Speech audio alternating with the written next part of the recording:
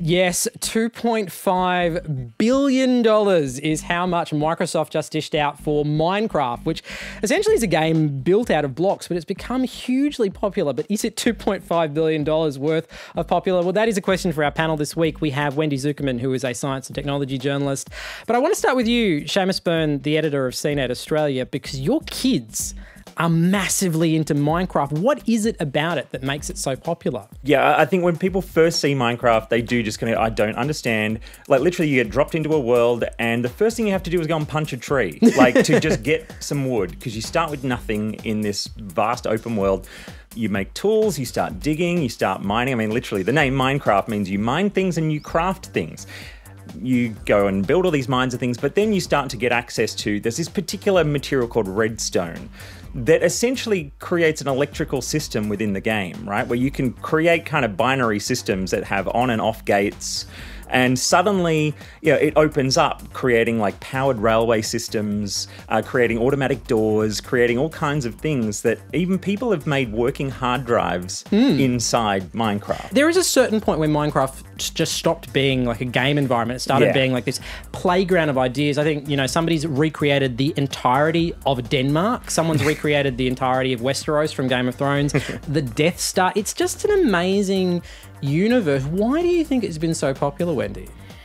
There's a few sort of features that have played into this. One is this myth surrounding one of the founders called Notch. He's very much kind of portrayed as this almost modern day hero. So people want to support his goal. He kind of represents everything that Google and Microsoft is not. I think there's also this wonderful play environment that Minecraft really kind of supports, rather than having a model which is based on in-app purchases, that every time you want to move further and further, you have to pay a little bit more, pay a little bit more. Instead, there's a flat fee, you pay, and then you can play and you can do whatever you want. And so it really encourages this kind of creativity. All the kids and their friends, they talk about it all the time. Like my kids, genuinely, you know, they have their toy diamond sword and toy diamond pickaxe, these like physical versions of these pixelated things from the game.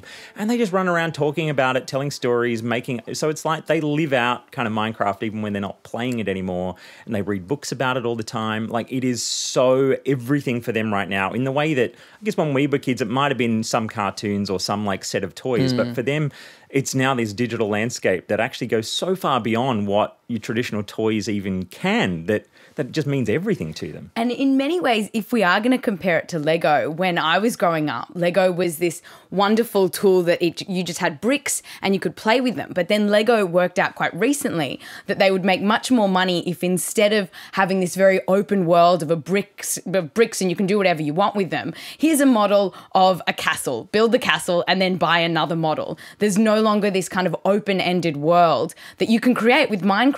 It actually encourages imagination, which is lovely. $2.5 billion. Yeah. Is it worth it? And what do they get for that, really? Yeah, look, I'm going to say it's absolutely worth it, in the sense that, you know, we've seen like, you know, King.com and all these kinds of like flash in the pan, you know, casual kind of phone games and things have been getting bought out for like, you know, hundreds of millions of dollars and potentially $1 billion. This is a company that actually, when you talk about video games, we're talking about a quite traditional game in the sense that, you know, it's a game, you buy it and then you just play with it. As you say, it's not an in-app purchase system, but it's a game that over the past 5 years, since it first appeared, has made more money every year ever since. And that's just based on selling copies of the game, like not in-app systems. So this is something that has snowballed for 5 years that is completely unparalleled in the industry. And last year they made more than $300 million just from selling copies of the game. Whereas a few years ago it was like, well, you know, we made our first $10 million and this is really exciting.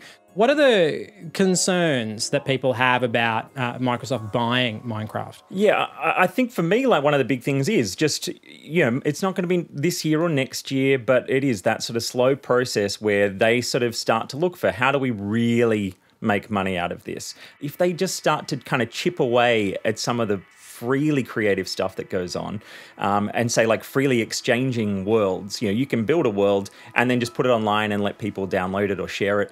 If they start to kind of take away a few of those things, then it starts to change what Minecraft really is. Best thing you've ever discovered on Minecraft. Do you have a favourite thing you've ever discovered on Minecraft? Yeah, I think the Ghostbusters roller coaster that includes like a challenge where you can score points by throwing snowballs at the ghosts that pop up along the way. It's awesome. I think I'm still going to go with the entirety of Denmark because that's just ridiculous.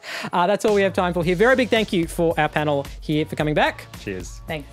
And as always, thank you for watching, download this show. Leave a comment down below if you're watching this on YouTube. If you are watching it on YouTube, also subscribe. Also, congratulations for making it to the end of this episode. You did good. See you guys.